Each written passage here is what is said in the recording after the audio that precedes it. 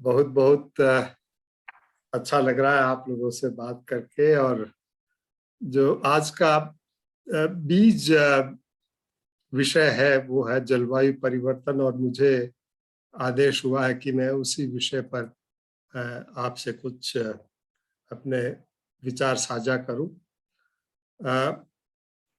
मैं मैं केवल जलवायु परिवर्तन की ही बात करूंगा अब, क्योंकि अनुकूलन और उसके प्रभावों को कम करने और सतत खेती जलवायु परिवर्तन के संदर्भ में उस विषय पर अलग अलग वक्ता अपने विचार रखेंगे। खासतौर से मेहता जी और राजीव जी, और मैं कई नाम देख रहा था। जलवायु परिवर्तन जैसा कि हम जानते हैं बहुत गंभीर विषय है। सभी को पता है आजकल इस विषय में बहुत कुछ कहने की आवश्यकता वैसे होनी नहीं चाहिए। फिर भी आज के आगामी सत्र की चर्चा की नींव रखने के लिए मैं कुछ बातें अवश्य कहना चाहूंगा। वैसे तो हम जानते हैं कि जलवायु परिवर्तन सतत है और तब से है जब से पृथ्वी का जन्म हुआ है। सूर्य से अलग होकर के पृथ्वी एक गर्म गोले के रूप में टुकड़ा बना और धीरे धीरे ठंडा होता गया और वही परिवर्तन होता गया। और पृथ्वी पर जीव आने के पश्चात और जब से हमने अपने आंकड़ों का विनिर्माण किया है विगत के काल, तो उससे हमने पाया है कि ये परिवर्तन होता रहा है। लेकिन अभी जो चिंता का विषय औद्योगिकरण के पश्चात जिस प्रकार की मानव जनित प्रदूषण और उत्सर्जन के कारण जो जलवायु में परिवर्तन हो रहा है, ये सब चिंता के विषय है। बीच में शुरू में जब इसकी जानकारी विश्व को मिली कि अब परिवर्तन हो रहा है, तो कई लोगों ने कहा कि नहीं, ऐसी कोई चिंता की बात नहीं है।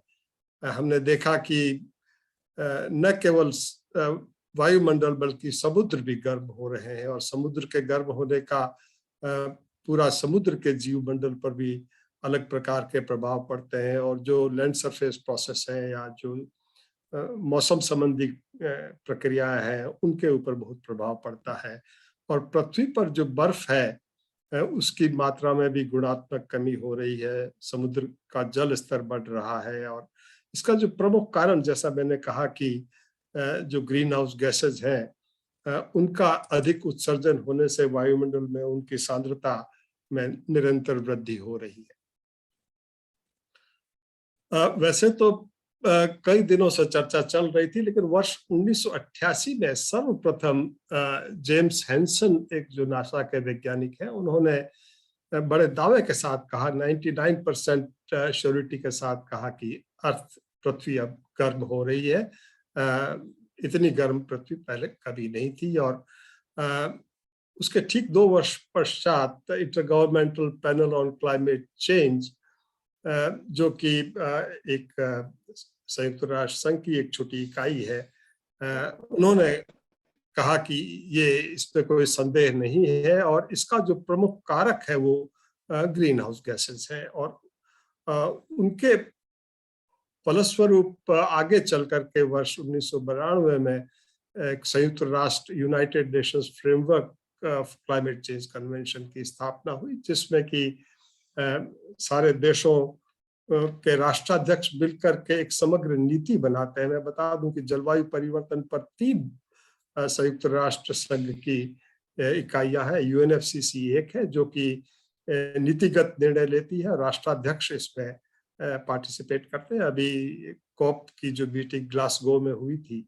और उससे पहले 2015 में जो पेरिस एग्रीमेंट हुआ था, वो भी एक बड़ा लैंडमार्क था। क्योटो प्रोटोकॉल वगैरह वगैरह, ये सारे प्रोटोकॉल वहां से आते हैं।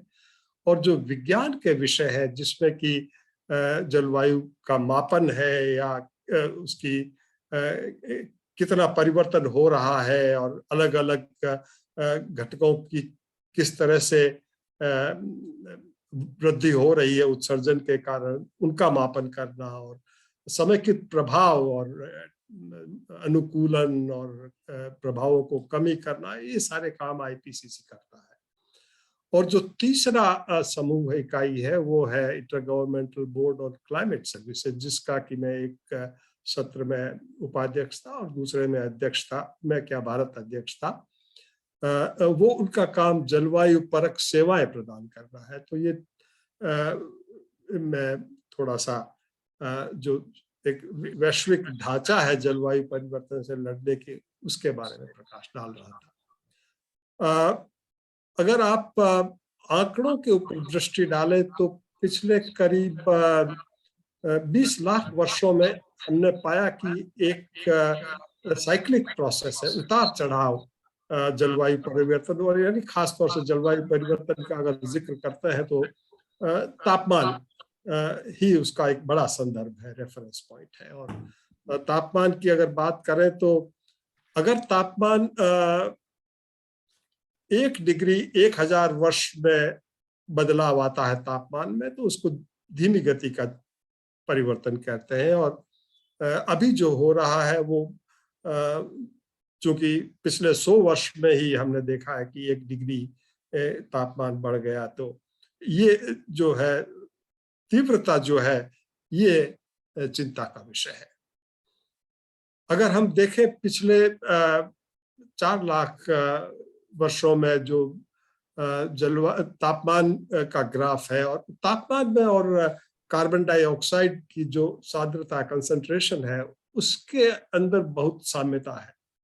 आप देखेंगे कि वायुमंडल में जैसे ही कार्बन डाइऑक्साइड बढ़ता है तापमान बढ़ता है, और जब CO2 की मात्रा घटती है तो तापमान घटता है। और इसके अगर आप साइकिल्स देखें तो करीब 1 लाख वर्ष के पश्चात तापमान बढ़ता है, और ये करीब 10,000 वर्ष बढ़ा हुआ तापमान रहता है, और फिर तापमान घटता है, और ये 1 लाख वर्ष के पश्चात साइकिल होती गई। और अभी जो हम देख रहे हैं वो वापस जो इसके शिखर पर तापमान है, तो ये ऐसी साइकिल है। और अभी जो कार्बन डाइऑक्साइड की सांद्रता देखें तो वो 2 वर्ष पहले आपने देखा था कि 400 ppm से अधिक हो गई है, और ऐसा अनुमान है कि ये वर्ष 2040 तक बढ़कर के 440 होने की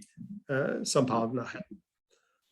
और ऐसा आकलन है कि अगर कार्बन डाइऑक्साइड की कंसंट्रेशन 550 पार्ट्स पर मिलियन जब हो जाएगी तब ये स्टेबलाइज हो जाएगा, उसके पश्चात इसके अधिक बढ़ने की संभावना बहुत निमित मात्र होगी, ऐसा विचार है।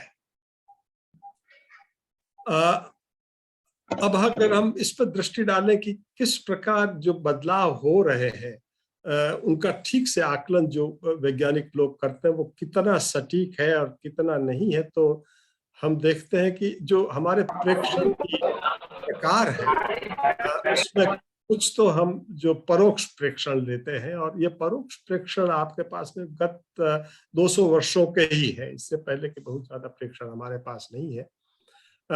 और जो उपग्रहों के माध्यम से दूर संवेदी प्रेक्षण है, जैसा कि आप जानते हैं कि उपग्रह पिछले 50 वर्ष से ही वायुमंडल में हमें आंकड़े प्रदान कर पा रहे हैं। तो एक कम अवधि के हमारे पास आंकड़े हैं, लेकिन एक भौगोलिक विस्तार उन आंकड़ों का काफी मैं कहूँगा कि बड़ा है। लेकिन जो हम बहुत पीछे अगर जाना चाहते हैं तो हमें पेलियो क्लाइमेटिक रिकंस्ट्रक्शंस करने पड़ते हैं, और तीनों विधियों को मिला करके हम एक पिक्चर जो है वो बना पाते हैं।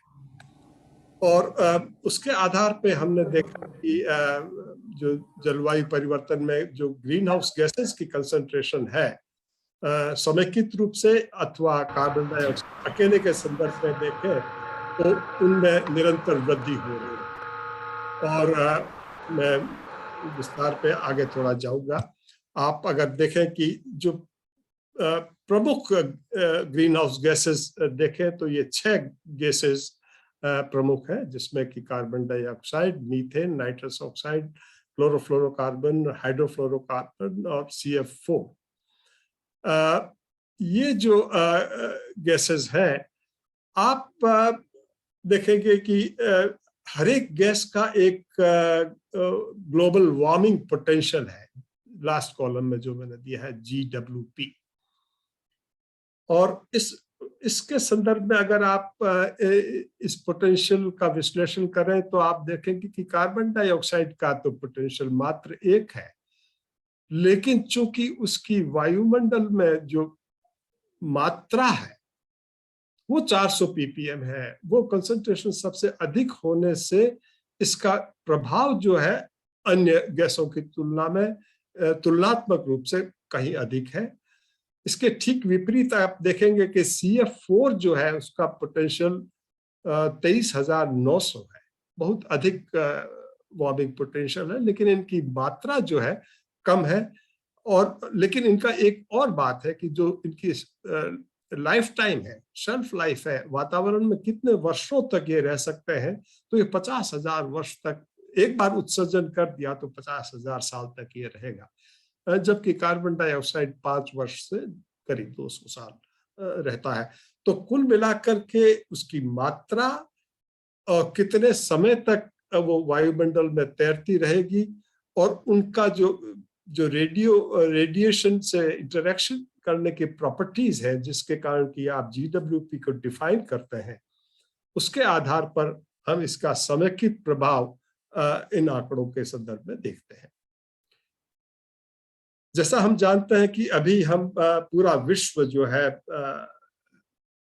उद्योग और ऊर्जा की खपत निरंतर बढ़ रही है, और उसी के चलते भारत भी जो है विकास के पथ पर है, और हमारा भी जो है एमिशन जो है बढ़ रहा है, और ये जो बढ़ने की जो गति है ये करीब 4.5% प्रति वर्ष है, क्योंकि हमें विकास करना है।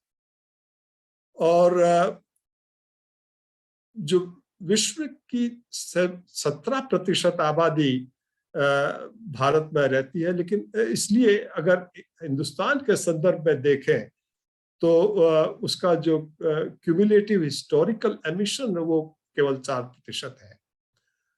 और ये जो उत्सर्जन हो रहा है, इसमें जो ऊर्जा का क्षेत्र है 75% हम ऊर्जा के कारण ये एमिशन कर रहे हैं। इसलिए जो अभी नई नीतियों में हरित ऊर्जा की बात करते हैं, सोलर हो, विंड हो, हाइडल हो, एटॉमिक एनर्जी हो, और दूसरा जो बड़ा कारक है वो औद्योगिकरण है। तो उद्योग में भी ऐसी तकनीकी की अभी हम इंडक्शन कर रहे हैं ताकि ये प्रदूषण कम से कम हो, और पोल्यूशन बोर्ड और जो कृषि खेती चूंकि अब आपको खाना तो खाना है, लेकिन जिस प्रकार उर्वरकों का प्रयोग कर रहे हैं और उसके ऊपर एक बहुत बड़ा काम है, और जो पशुधन है जिसको कि मीथेन का उत्सर्जन करते हैं, वो तो अब जीवन है तो रहेगा, लेकिन शोध उस पर भी चल रहा है। एक दूसरा ये कि जो सेक्टर वाइज एमिशंस अगर हम देखें तो कार्बन डाइऑक्साइड करीब 79% है, और उसके पश्चात मीथेन, और फिर नाइट्रस ऑक्साइड, और बाकी सब कम मात्रा में ये उत्सर्जक है। अगर अंतर्राष्ट्रीय दृष्टिकोण से इसकी तुलना करें तो भारत का जो ग्रीन हाउस गैस का उत्सर्जन है वो ये जो CO2 इक्विवेलेंट है मेट्रिक टन्स में, ये करीब 2531 है, लेकिन पर कैपिटा एमिशन पे अगर आप ध्यान दें तो वो 1.97 है, जबकि चाइना का ये 8.4 है, अमेरिका का 18 है, और यूरोपियन यूनियन का 7 से अधिक है, और पूरे विश्व का जो औसत है वो करीब 6.65 है। तो भारत अगर जनसंख्या उस दृष्टिकोण से देखें तो प्रति व्यक्ति उत्सर्जन जो है हमारा बहुत कम है, ये सुखद बात है, लेकिन फिर भी हमें निरंतर प्रयास इसको और कम करने के जारी रखने होंगे। अगर परिवर्तन जो हुआ है उसके ऊपर दृष्टिपात करें तो जो तापमान में पिछले 112 वर्ष में मेरे पास ये आंकड़े जो 2012 के हैं, लेकिन कोई उसके बाद में आईपीसीसी की अगली रिपोर्ट भी आई तो कोई विशेष परिवर्तन नहीं है, इसे आप समझने के लिए उसी दृष्टिकोण से देख सकते हैं। तो आप पाएंगे कि लगभग पूरे विश्व में एवरेज तापमान में वृद्धि हुई है, कहीं कम है कहीं अधिक है, लेकिन वृद्धि सभी जगह हुई है। और अगर बारिश पर नजर डालें तो कहीं घटी है कहीं बढ़ी है। समुद्र के ऊपर चूंकि बारिश का मापन नहीं है, हालांकि उपग्रह के माध्यम से कुछ आंकड़े हैं, वो अभी बहुत कंक्लूसिव नहीं है, तो लेकिन पृथ्वी पर अगर देखें तो कहीं बढ़ी है कहीं घटी है, ऐसा कुछ सिनेरियो होता है। सी लेवल निश्चित रूप से बढ़ा है, पिछले 100 वर्षों में लगभग 20 सेंटीमीटर का जल स्तर बढ़ा है। और जो अतिरेक घटनाएं हैं अतिवृष्टि की, हैवी प्रेसिपिटेशन की, वो कमोबेश सब जगह बढ़ी है। अफ्रीका के कुछ भागों को छोड़ दें और कुछ दक्षिण पूर्वी एशिया के भागों को छोड़ दें तो सब जगह इसमें वृद्धि हुई है। और अब हिंदुस्तान के संदर्भ में अगर हम बात करें तो जो एनुअल मैक्सिमम तापमान है, अधिकतम तापमान, वो निरंतर बढ़ा है और लगभग यही चित्र न्यूनतम तापमान के लिए है। और वर्षा के लिए देखें अगर आप लॉन्ग टर्म तो कोई आपको बहुत ट्रेंड देखने को नहीं मिलता है, लेकिन अगर आप जिलावार बारिश का आकलन करें, लॉन्ग टर्म डाटा, ये हमने कुछ जलवायु पे जब आंकड़े एकत्रित किए थे तो आप देखेंगे कि कहीं पे पॉजिटिव ट्रेंड है कहीं पर नेगेटिव ट्रेंड है, लेकिन कुल मिलाकर के पॉजिटिव ट्रेंड अधिक स्तर और हरा है। जी, कौन कोई प्रश्न? कृपया म्यूट कर ले, बाधा हो रही है।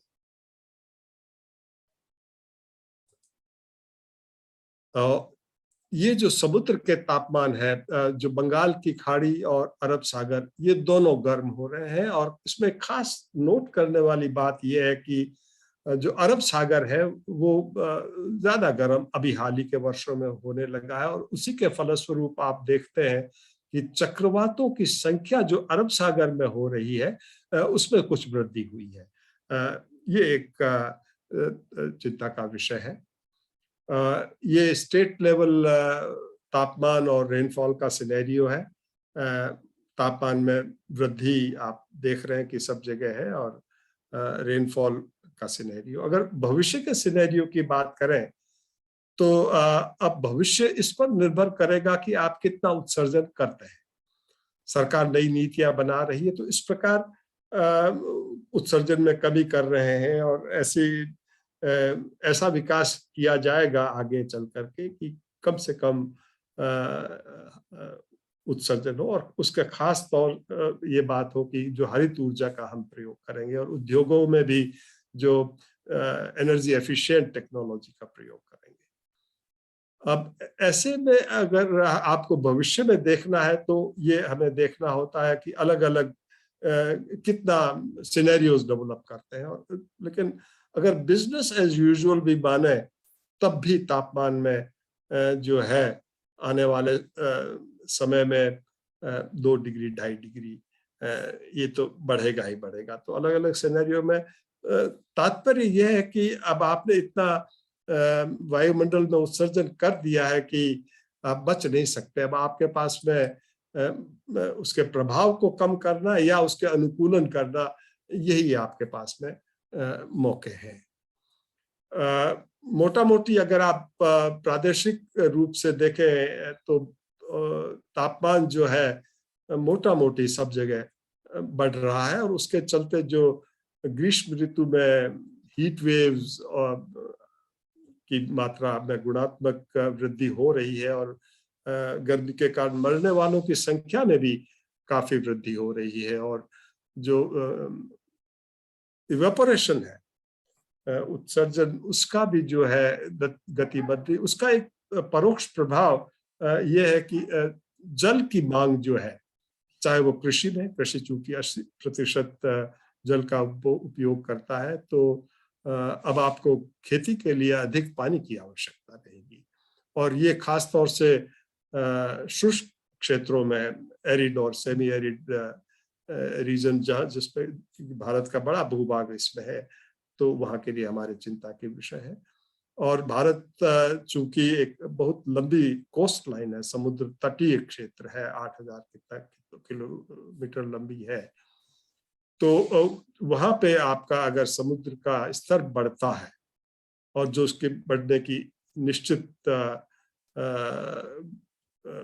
पूर्वानुमान है, तो काफी कुछ पेचीदगियां हमें, न केवल वहां से विस्थापन होगा, भूमि का भी क्षरण होगा और कई प्रकार के दुष्प्रभाव आपको देखने को मिलेंगे। और लेकिन जो वृष्टि में जो परिवर्तन है, बारिश में, वो अभी अनसर्टेन है। लेकिन ये बात तय है कि अतिवृष्टि की अतिरेक घटनाओं में वृद्धि हुई है। और एक चक्रवातों के संदर्भ में विशेष बात यह है कि चक्रवातों की संख्या कहीं कहीं बढ़ी है, जैसा मैंने कहा कि अरब सागर में बढ़ी है, लेकिन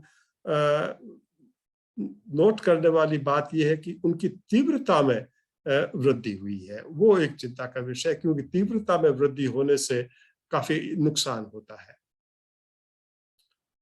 अगर रीजनल नीड्स की बात करें तो हमें अब चाहिए कि हमें क्लाइमेट, जलवायु सूचना तंत्र का विकास करें, जिसमें कि जो जलवायु परक जितनी भी सूचनाएं हैं कि जलवायु में परिवर्तन क्या हो रहा है, और परिवर्तन एक विषय है, लेकिन अधिक चिंता का विषय वेरिएबिलिटी है, उतार चढ़ाव, क्लाइमेट वेरिएबिलिटी।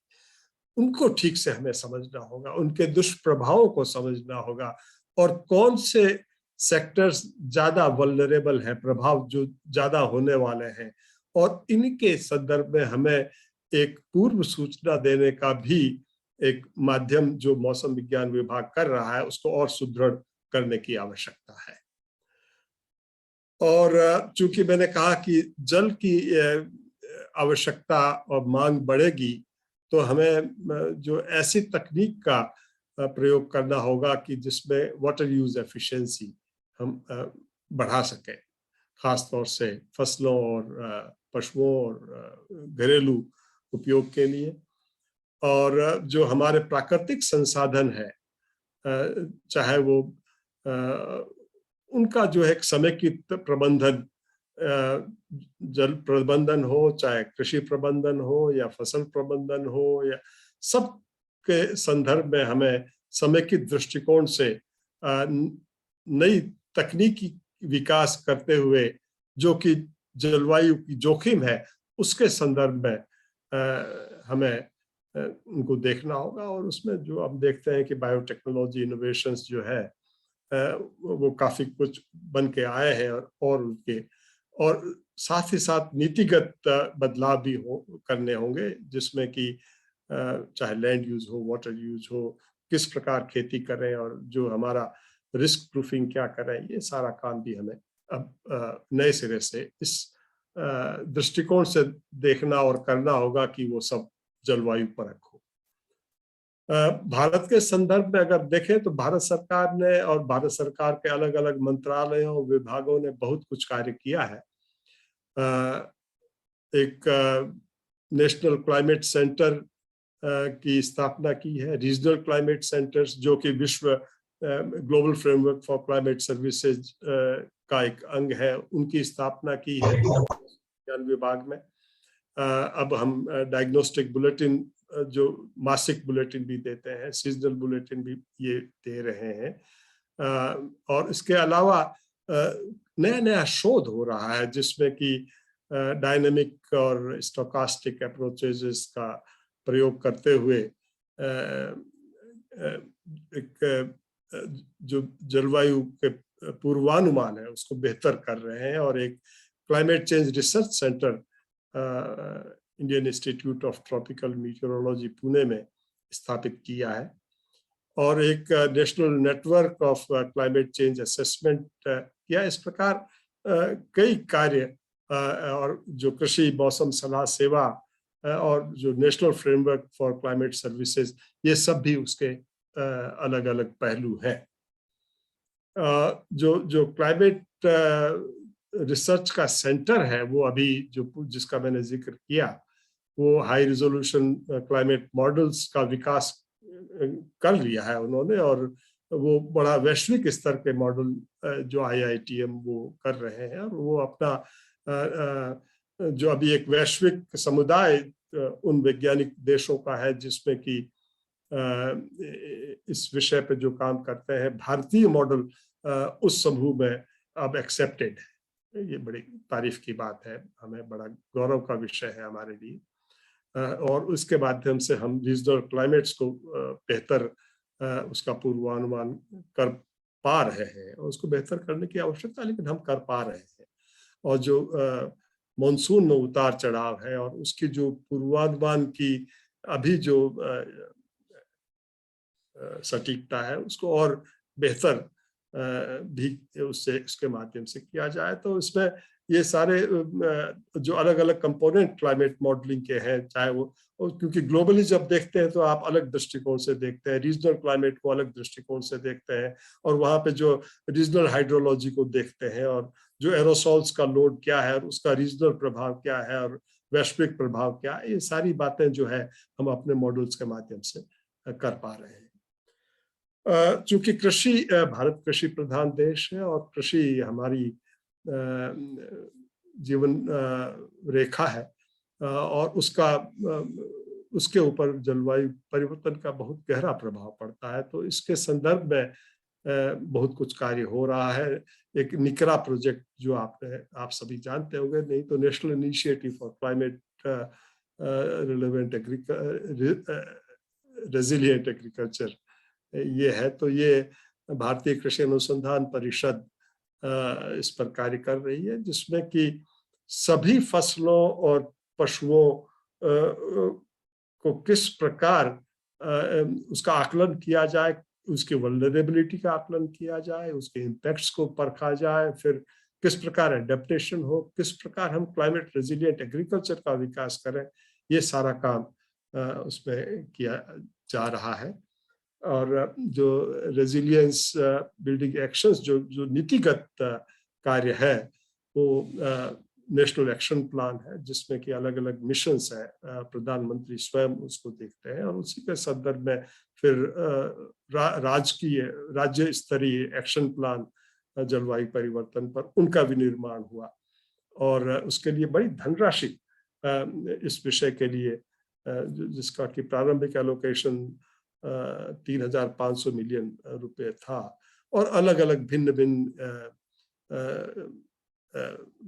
स्कीम्स है। मैं विषय समय थोड़ा कम जाना चाहूंगा, लेकिन एक बात ये कहना चाहूंगा कि जो वैश्विक फ्रेमवर्क जलवायु सेवाओं के लिए है, वो अब कुछ रंग ले रहा है, और उसके लिए हम राष्ट्रीय फ्रेमवर्क का विकास भी कर रहे हैं, क्योंकि अब जलवायु की सूचना उस स्तर की आने लगी है जिसे कि आप परोक्ष रूप से कृषि प्रबंधन में ले सकते हैं। और उसमें 5 अलग अलग विषय है, कृषि है, स्वास्थ्य है, जल है, और ऊर्जा है, और शहरीकरण है। ये इन सभी के ऊपर उसका जो है कार्य कर रहे हैं, और इसको एक वैश्विक समुदाय के रूप में इस समस्या का निराकरण कैसे हो, उसके ऊपर निरंतर विमर्श हो रहा है।